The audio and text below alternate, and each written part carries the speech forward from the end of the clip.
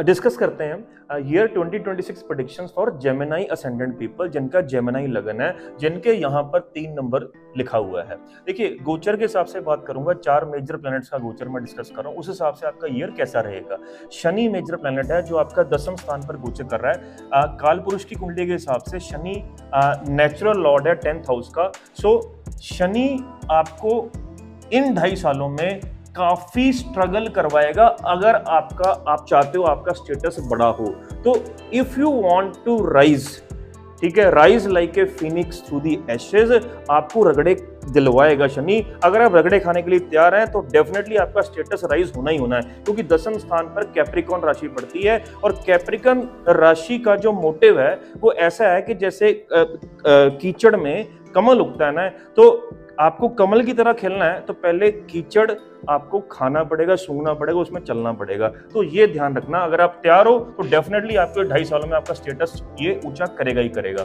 फिर अच्छी बात ये और है, गुरु ग्रह आपके लगन में गुरु दिग्बली होता है, डायरेक्शनल स्ट्रेंथ मिलती है उसको, तो ये अच्छा माना जाता है। इसकी दृष्टि गुरु की पंचम दृष्टि, इसकी दृष्टियों में अमृत होता है, तो पंचम दृष्टि यहाँ पर पड़ रही है। तो इन 1 साल में गुरु का एजेंडा रहेगा कि आपके पूर्व पुण्य एक्टिवेट करे, अच्छे कर्म एक्टिवेट करे और आपकी किस्मत को चमकाए।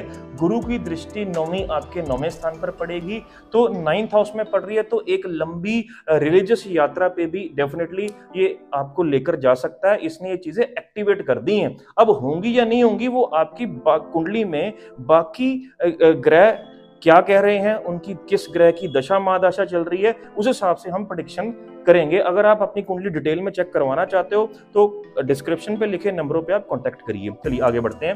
तो गुरु ने पंचम नवम घर आपके एक्टिवेट कर दिए, 7वां स्थान भी एक्टिवेट कर दिया है। तो अगर कोई किसकी शादी नहीं हो रही तो डेफिनेटली इस 1 साल के अंदर 7वां स्थान, शादी का स्थान भी एक्टिव है, बिजनेस का स्थान भी है, ये कोई लीगल पार्टनरशिप का स्थान भी है, ये सब कुछ इसने एक्टिवेट कर दिया हुआ है।